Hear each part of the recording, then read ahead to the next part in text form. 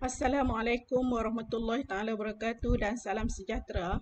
Saya Cikgu Jamja binti Pan, Guru Akademik Tingkatan 6 yang sekarang bertugas di Pusat Tingkatan 6 SMK Sungai Pasir, Sungai Petani Kedah dalam bidang sejarah STPM. Pada hari ini, saya akan membentangkan tajuk kajian tindakan saya iaitu rantaian COVID meningkatkan penguasaan mengingat fakta sejarah dunia dalam kalangan pelajar 6 rendah UM. Terlebih dahulu, saya akan memperkenalkan tentang profil sekolah saya iaitu SMK Sungai Pasir. Ini merupakan sebuah sekolah yang terletak di pinggir bandar Sungai Petani.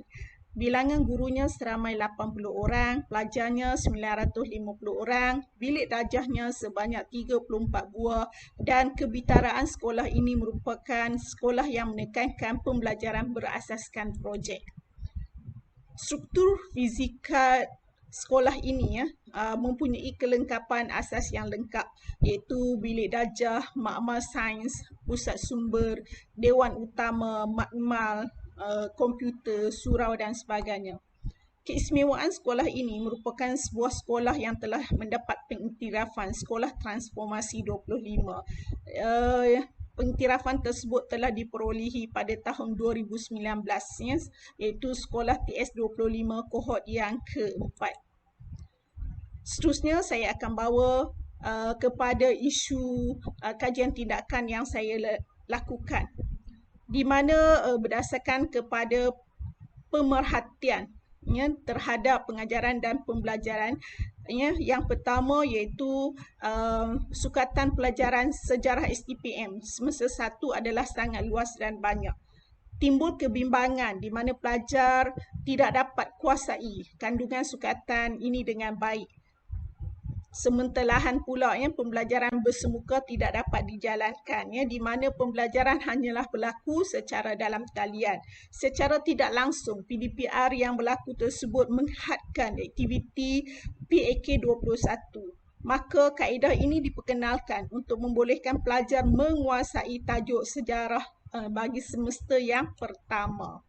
Fokus kajian yang pertama merujuk kepada kaedah dan strategi PDP sebagai pemudah cara. Yang kedua, untuk menarik perhatian pelajar mengingat fakta-fakta utama sejarah. Seterusnya, untuk menarik fokus pembelajaran pelajar memahami fakta sampingan juga. Dan yang seterusnya, untuk memperkenalkan kaedah yang disukai pelajar, memudahkan mereka mengingat dan menjadi lebih efektif. Fokus objektif kajian ini secara umumnya adalah untuk meningkatkan pencapaian mata pelajaran sejarah STPM 100% kelulusan. Objektif khususnya yang pertama adalah untuk meningkatkan kemahiran mengingat fakta utama dan sampingan. Yang kedua adalah untuk meningkatkan pencapaian pelajar dari segi kualiti dan kuantiti. Seterusnya untuk memotivasikan pelajar bagi mengulang kaji pembelajaran mereka. Dan yang terakhir adalah untuk memudahkan pelajar menjawab soalan dengan pantas. Di mana kumpulan sasaran kajian tindakan ini adalah kepada seramai 18 orang pelajar tingkatan 6 rendah UM. Pelaksanaan kajian, proses awal adalah untuk mengumpul maklumat. Maklumat yang pertama dilihat daripada pemerhatian kerja bertulis pelajar. Yang kedua dilakukan ujian pra iaitu merujuk kepada latihan topikal sama ada jawapan yang diberikan oleh pelajar itu tepat ataupun salah. Dan seterusnya soal selidik secara temu bual. Dapatan yang pertama menunjukkan kepada kerja bertulis pelajar tidak dapat disiapkan dalam tempoh masa 30 minit.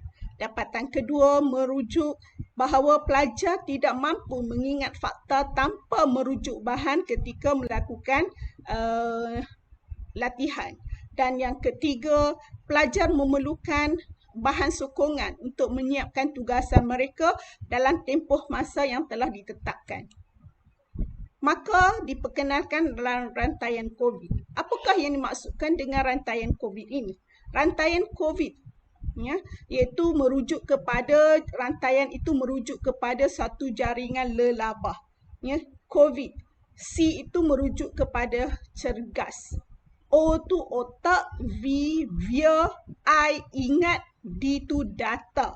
Maknanya rantaian COVID satu jaringan yang memfokuskan bagi membantu pelajar mengingat fakta, ya, ataupun mengingat data. Di mana sejarah STPM ini dalam semester yang pertama terdapat 4 tema utama. Ini semua faktor utama dan faktor sampingan bagi setiap tema dimuat dalam satu helaian kertas.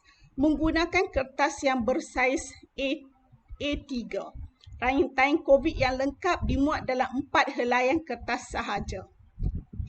Okey, apakah tindakan yang dilakukan? Yang pertama iaitu kepada pelajar-pelajar diumumkan ataupun dimaklumkan tentang intervensi melalui rantaian COVID ini. Yang kedua, dilakukan demonstrasi melukis jaringan lelabah ini di atas papan putih. Dan yang ketiga, pelajar-pelajar secara individu melukis, mencuba melukis jaringan lelabah tersebut di atas papan putih. Dan seterusnya mereka melakukan ataupun melukis jaringan lelabah tersebut di atas kertas yang bersaiz A3 tadi. Di mana di atas jaringan lelabah tersebut ditulis fakta-fakta utama dan fakta-fakta sampingan, ya, mengikut tajuk dan juga tema-tema yang terdapat di dalam sukatan sejarah STPM semester yang pertama.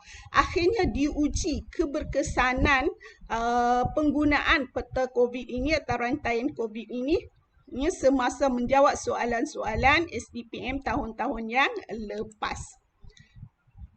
Dapatan kajian. Didapati keputusan peperiksaan STPM pada semester yang pertama bagi tahun 2021 bagi mata pelajaran sejarah mencatatkan 100% kelulusan. Pelajar-pelajar juga menunjukkan perasaan yang gembira dan berpuas hati melalui penggunaan rantaian COVID bagi membantu mereka mengingat fakta-fakta utama dan juga fakta-fakta sampingan yang terdapat dalam sukatan pelajaran sejarah semester yang pertama, ya.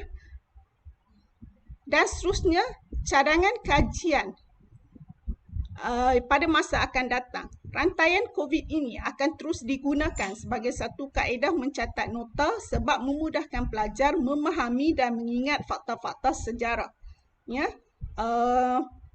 Dan pada masa sekarang, pada semester yang kedua, pelajar-pelajar masih lagi meneruskan, ya, mencatat nota dalam bentuk rantaian COVID ini.